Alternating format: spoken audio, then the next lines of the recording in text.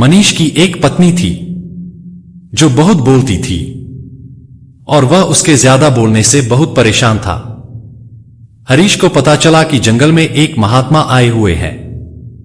वह अपनी पत्नी को उनके पास लेकर जाता है और कहता है कि मुनिवर कृपा करके आप इसे समझाइए, यह बहुत बोलती है। मेरे मना करने के बाद भी दिन भर इसका मुंह चलता ही रहता है। मैं इसे कितना समझाता हूं कि कम बोला कर, चुप रहना सीख, लेकिन नहीं, और हर बार इसकी वजह से लड़ाई होती है। महात्मा मुस्कुराए और बोले, मैं तुम्हें इस बात को एक कहानी की मदद से समझाता हूं। मेरे गुरु का एक शिष्य था जो बहुत बोलता था। वह हर समय इधर उधर की बातें करता था और कभी शांत नहीं रहता था। जब वह भिक्षा लेने के लिए जाता तो हर घर से एक नई कहानी लेकर आता और आश्रम के दूसरे शिष्यों को सुनाता, और एक शिष्य की दूसरे से बुराई करता, चुगली करता और दूसरों के सामने अच्छा बनने का प्रयास करता, और खुद के मुंह से ही खुद की तारीफ करता रहता और हमेशा खुद को गुरु के सामने सबसे बुद्धिमान और उत्तम साबित करने का प्रयास करता। वह खुद को सभी शिष्यों से अलग और श्रेष्ठ मानता था। उसका कहना था कि मैं एक अमीर घर का बालक, अगर मैं चाहता तो एक आरामदायक और सुविधाओं से भरा जीवन जी सकता था, लेकिन मैं वह सब छोड़कर यहां आ गया क्योंकि मुझे खोज करना, खुद को जानना है, जीवन को जानना है। एक दिन गुरु ने आश्रम के सभी शिष्यों को बुलाकर कहा, आप सभी को अगले 1 महीने के लिए कोई ना कोई संकल्प लेना होगा। इससे आपकी संकल्प शक्ति मजबूत होगी और आप में आत्मशक्ति का संचार होगा। आप सभी अपने सामर्थ्य के अनुसार कोई भी संकल्प ले सकते हैं, और यदि 1 महीने से पूर्व आप में से जिसका भी संकल्प टूट जाएगा तो वह अपनी पुरानी दिनचर्या में वापस आ सकता है। सभी शिष्यों ने अपनी शक्ति के अनुसार संकल्प लिए और गुरु को अपने अपने संकल्प के बारे में बताकर वहां से चले गए।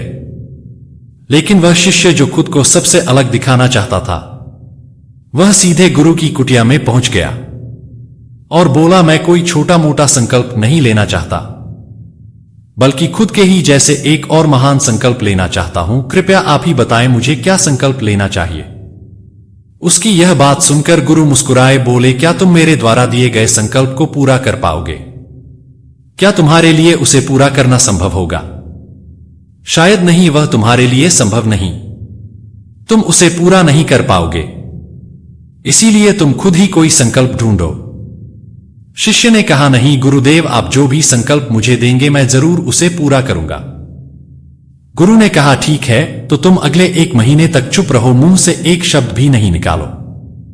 यही है तुम्हारा संकल्प। शिष्य ने कहा, गुरुदेव, यह भी कोई संकल्प है? यह तो बहुत ही आसान है। आप कोई संकल्प दीजिए जो मेरी योग्यता के बराबर हो। गुरु ने कहा, पहले तो तुम इस संकल्प को तो पूरा करके दिखाओ। शिष्य ने गुरु की बात मान ली और वह उसी समय चुप हो गया और पलटकर कुटिया से बाहर चला गया। उसे चुप रहना बहुत आसान लग रहा था। उसने एक दिन तो जैसे तैसे चुप रहकर काट लिया, लेकिन दूसरे दिन से उसके मन में ना बोलने का बोझ बढ़ने लगा और तीसरे दिन उसे भारीपन महसूस होने लगा और चौथे दिन उसके अंदर एक अजीब सी बेचैनी होने लगी, क्योंकि आसपास आश्रम के सभी शिष्य एक दूसरे से बातें कर रहे थे। वह भी अपना पक्ष उनके सामने रखना चाहता था, उनकी बोलती बंद कर देना चाहता था, लेकिन उसका संकल्प उसके आगे आ रहा था। इसीलिए वह पूरे दिन सिर्फ देखता और आंखें बनाता।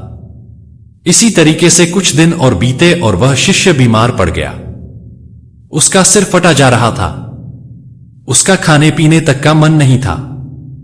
वह सिर्फ बोलना चाहता था। वह गुरु के पास गया और उनके सामने बैठकर लिखकर उन्हें बताया, गुरुदेव, मैं बोलना चाहता हूं। बिना बोले मुझे सांस नहीं आ रही है, मेरा दम घुटता जा रहा है, मैं अंदर ही अंदर पागल हुआ जा रहा हूं। मैं क्या करूं? संकल्प तोड़ दूं क्या? यह पढ़कर गुरु मुस्कुराए और बोले, संकल्प तोड़ने के लिए नहीं होते, लेकिन जो अपने संकल्प को पूरा कर लेता है वह अपनी आंतरिक शक्ति को बढ़ाता है, और जो अपनी आंतरिक शक्ति को बढ़ा लेता है वह समाज और जागृति की राह पर आगे बढ़ जाता है। संकल्प का लेना भी तुम्हारे हाथ में था और इसे तोड़ना भी तुम्हारे हाथ में है। तुम्हारे बहुत से भाई अपने संकल्प को छोड़कर अपनी पुरानी दिनचर्या पर वापस आ चुके हैं। अगर तुमसे नहीं हो पा रहा तो तुम भी संकल्प तोड़कर अपनी पुरानी दिनचर्या पर वापस जा सकते हो। लेकिन याद रहे, अगर आज तुम इस छोटे से संकल्प को नहीं संभाल पा रहे तो तुम अपनी बाकी की पूरी जिंदगी को कैसे संभाल सकोगे? बाकी फैसला पूरी तरह से तुम्हारे हाथों में है। गुरु की यह बात उस शिष्य के दिल में चोट कर गए। वह बिना कुछ बोले वहां से वापस चला गया और खुद को अपनी कुटिया में बंद कर वह केवल अपने जरूरी कामों के लिए ही कुटिया से बाहर निकलता। बाकी सारे समय कुटिया के अंदर ही बैठा रहा। 15 दिन बीत चुके थे और आश्रम के लगभग सभी शिष्यों का संकल्प अब तक टूट चुका था, लेकिन उसका संकल्प अभी भी जारी था। संकल्प लेने के बाद से अब तक उसने एक शब्द भी नहीं बोला। सारा आश्रम हैरान था कि इतना बोलने वाला इंसान चुप कैसे है। 15 दिन बीतने के बाद वह दोबारा अपने गुरु के पास गया और लिखकर बताया, गुरुदेव, मैं बाहर से तो चुप हूं, लेकिन मेरे भीतर बहुत सी आवाजें हैं, बहुत सी चीख पुकार और शिकायतें हैं। मैं अंदर ही अंदर बात करता रहता हूं। मेरा मन तरह तरह के प्रश्न पूछता है। मैं बाहर से जितना मौन हूं, भीतर से उतने ही शोर शराबे से भरा हूं। क्या इस तरह से मेरा संकल्प अभी भी है? गुरु ने कहा, हां, तुम्हारा संकल्प अभी भी जारी है, लेकिन जब तक लोगों की यह आवाजें तुम्हारे कानों में आती रहेगी, तुम्हारा मन बोलता रहेगा, क्योंकि इसे तो आदत है। तुम भले ही बाहर से चुप रहो, लेकिन तुम अंदर ही अंदर बोलते रहोगे। तुम्हें इन बातों से, इन आवाजों से दूर जाना चाहिए। शिष्य गुरु को प्रणाम कर वहां से चला जाता है और सुबह होते ही अपनी कुटिया छोड़ जंगल की तरफ चला जाता है। कई दिन बीत जाते हैं, संकल्प का समय भी पूरा हो जाता है, लेकिन शिष्य लौटकर नहीं आया। आश्रम में सभी को डर था कि कहीं जंगली जानवर ने उसे खाना लिया हो। इस बीच उसे ढूंढने की बहुत कोशिश की गई, लेकिन वह कहीं नहीं मिला। गुरु भाइयों ने मान लिया था कि जंगली जानवरों ने उसे अपना शिकार बना लिया है, लेकिन गुरु को ऐसा नहीं लगता। एक दिन आश्रम का एक अन्य शिष्य गुरु के पास आया और बोला, गुरुदेव, हमारे उस अधिक बोलने वाले भाई के साथ क्या हुआ होगा? क्या जानवर ने उसे मार दिया होगा? गुरु ने कहा, हो सकता है कि जानवरों ने उसे अपना शिकार बना लिया हो, लेकिन उसके ना लौटने की एक दूसरी वजह भी हो सकती है। शायद उसे वह मिल गया है जिसके लिए वह गया था। फिर शिष्य ने पूछा, गुरुदेव, क्या ज्यादा बोलना इतना हानिकारक होता है? गुरु ने कहा, इंसान के जीवन के बहुत सारे दुखों में से एक दुख यह भी है कि वह कभी चुप नहीं रह सकता, हमेशा कुछ ना कुछ बोलता ही रहता है। सिर्फ हमारे बोलने के कारण हमारे आधे से ज्यादा दुख पैदा होते हैं। हम में से कोई भी चुप नहीं रहना चाहता। हम बस सामने वाले को सुना देना चाहते हैं। जो भी हमारे मन में है सब निकालकर उसके मन में बैठा देना चाहते हैं। उसे समझा देना चाहते हैं कि देख, तू गलत है और मैं सही। इस तरीके से सुनने और सुनाने का यह काम जिंदगी भर चलता रहता है, लेकिन इस नासमझी में हम अपना समय, अपना जीवन, अपनी समझ और सबसे महत्वपूर्ण यह कीमती पल जो जिए जा सकते हैं, जिनको अनुभव किया जा सकता है, जिनमें आनंद को प्राप्त किया जा सकता है, यह सब खो देते हैं। लेकिन इसके बदले हमें मिलता क्या है? कुछ नहीं। सब व्यर्थ और बर्बाद हो जाता है। शिष्य ने पूछा, तो फिर इसका समाधान क्या है? गुरु ने कहा, पूरी जागरूकता के साथ अपने विचारों को देखना। यही एकमात्र तरीका है। सारी मानसिक समस्याओं का वर्तमान में रहकर चिंतन करना, पूरी जागरूकता के साथ अपना काम करना, जिंदगी में चमत्कारिक बदलाव ला देता है। उसके बाद वह शिष्य गुरु से अपने प्रश्नों का उत्तर पाकर उनको प्रणाम करके वहां से चला गया। उस शिष्य को आश्रम छोड़कर गए 3 महीने का समय बीत चुका था, लेकिन उसकी कोई खबर नहीं थी। अब तक तो सभी गुरु भाइयों ने भी उसके वापस लौटने की उम्मीद छोड़ी दी थी, लेकिन एक दिन वह आश्रम लौट आता है। लेकिन अब वह नहीं था जो यहां से गया था। वह कुछ और ही बनकर वापस आया था। उसके अंदर एक गजब का बदलाव महसूस किया जा सकता था। उसके चेहरे पर एक गजब का ठहराव और आंखों में बड़ी शांति थी। आश्रम में आते ही सभी गुरु भाइयों ने उसे चारों तरफ से घेर लिया और बातें करने लग गए। वह भी अपने गुरु भाइयों से बातें करने लगा। उससे बात करने वाले सभी ने यह अनुभव किया कि अब वह पहले जैसा उतावला और बातूनी नहीं रह गया था। उसके मुंह से एक एक शब्द बहुत ही सुलझे हुए और मधुरता के साथ निकल रहे थे। थोड़ी देर तक गुरु भाइयों से बात करने के बाद वह सीधा गुरु की तरफ चला गया। उसने गुरु के चरण छुए और कहा, गुरुदेव, क्या मैं अब भी मौन हूं? क्या अब भी मेरा संकल्प जारी है?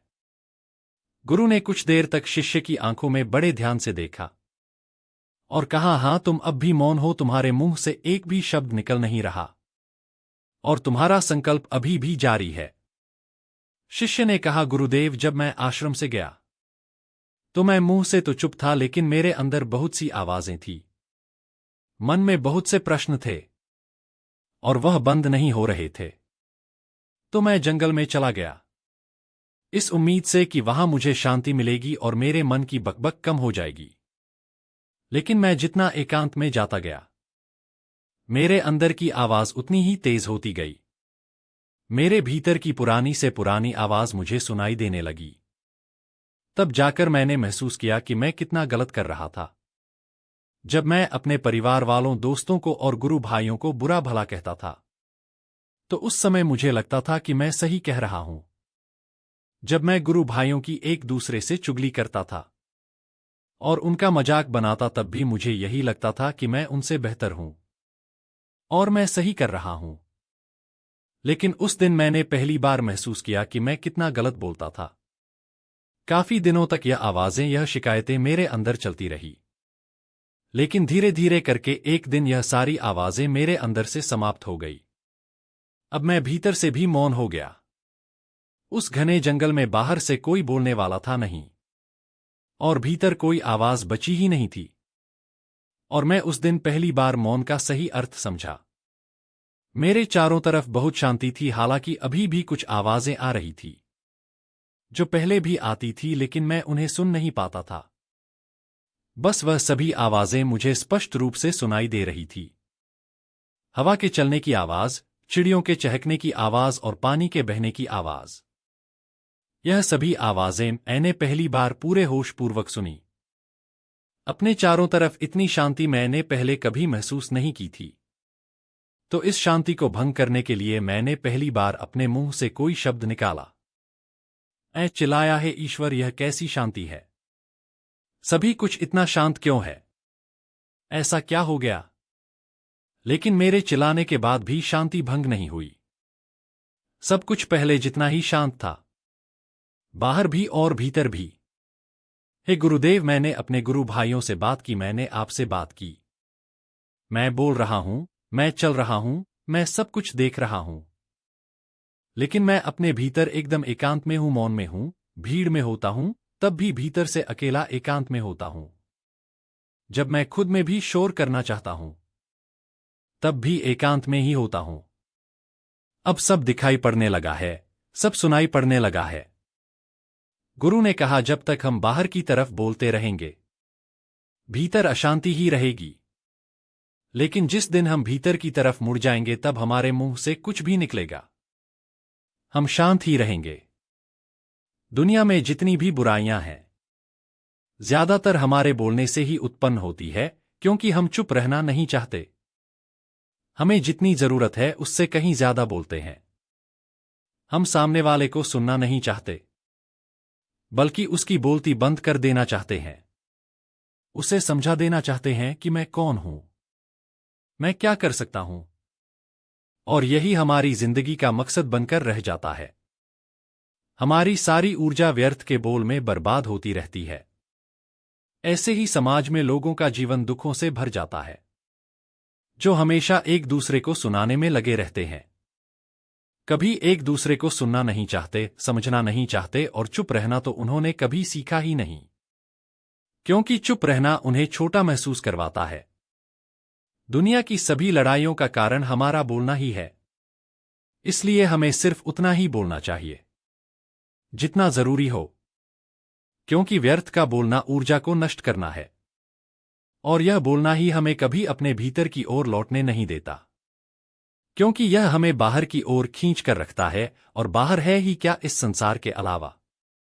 लेकिन अगर अपने भीतर के संसार की ओर मुड़ना है तो इस मुंह को बंद ही रखना चाहिए। इसीलिए जितने भी बुद्ध हुए, आत्मज्ञानी हुए, वह सभी एकांत की ओर भागे, ताकि उन्हें ज्यादा ना बोलना पड़े, ज्यादा सुनना ना पड़े। वह एकांत में रहे और शांत रहे, इसीलिए आसानी से भीतर की यात्रा कर पाए। लेकिन अगर कोई चाहे तो इस संसार में रहकर भी एकांत में रह सकता है, शांत रह सकता है, लेकिन इसके लिए उन्हें अपनी ऊर्जा बचानी होगी, जिसे वह अब तक अपने व्यर्थ के शब्दों में बर्बाद कर रहे थे। दोस्तों, इस कहानी की सीख यही है कि व्यर्थ का बोलना ऊर्जा को नष्ट करना है। ज्यादा और व्यर्थ बोलना ही हमें अपने भीतर की ओर लौटने नहीं देता, क्योंकि यह हमें बाहर की ओर झुकाए रखता है। और जिन्हें भीतर की यात्रा करनी है, उन्हें अपने मुंह को बंद ही रखना चाहिए। मुझे उम्मीद है कि आपको यह कहानी पसंद आई होगी और काफी कुछ सीखने को मिला होगा। कहानी के बारे में अपने विचार आप हमें नीचे कमेंट बॉक्स में कमेंट करके बता सकते हैं। बाकी अगर यह कहानी आपको अच्छी लगी हो तो इस वीडियो को लाइक करें, और ऐसी और कहानी सुनने के लिए एनसी माइंड चैनल को सब्सक्राइब करें। धन्यवाद।